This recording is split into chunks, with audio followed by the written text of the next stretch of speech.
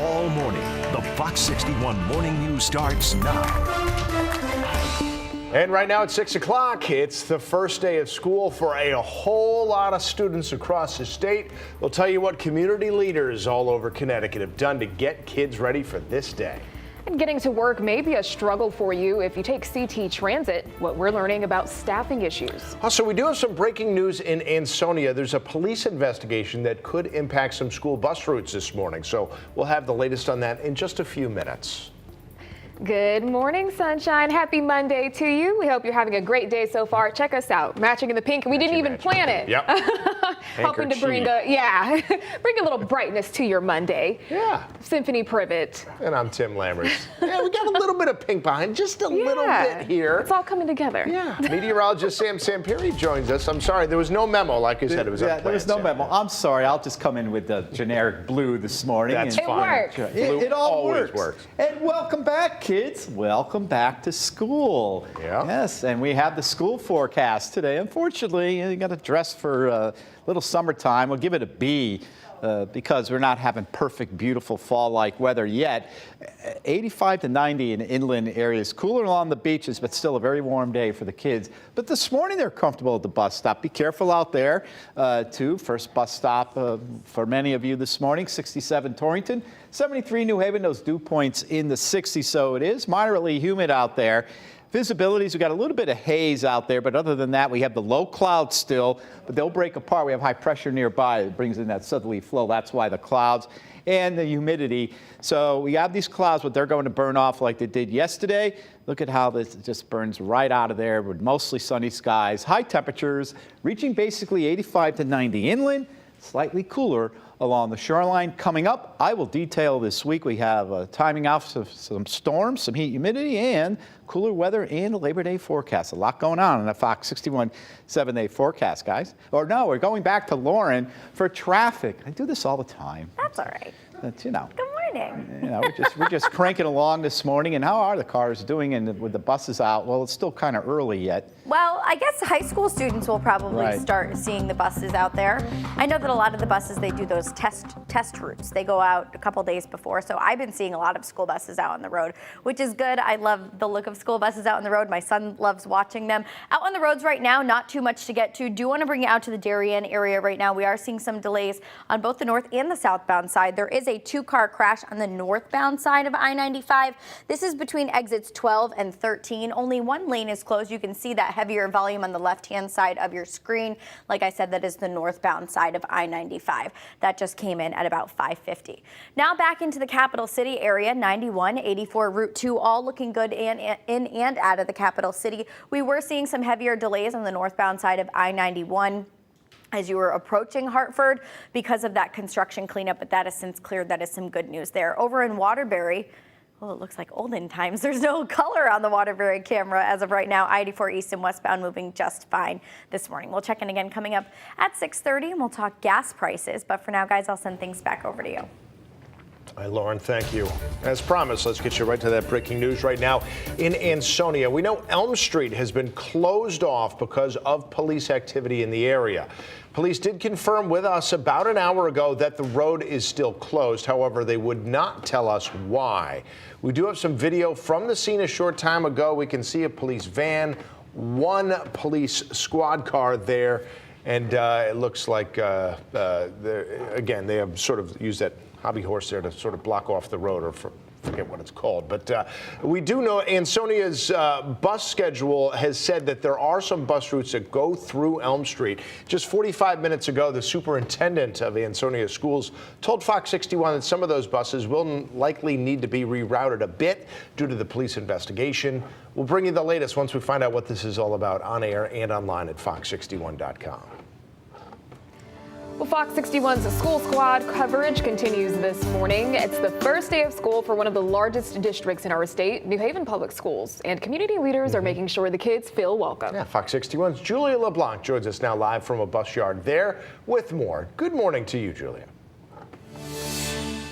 Hi, good morning to you both, and happy first day of school for a lot of kids out there and parents getting ready for the day as well. And as these buses behind us are getting ready for the school day, so is the superintendent and Mayor Justin Elicker. Now, later this morning, they'll be meeting up and welcoming kids into a brand new school year. And this will be the last time that the superintendent, Dr. Eileen Tracy, does just that, because she will be retiring at the end of the year. But a lot has been happening behind the scenes to prepare for today. Now, last week, school and city leaders went canvassing, knocking on doors, and trying to promote attendance for this school year. District leaders say they saw a jump in chronic absenteeism last year and throughout the pandemic.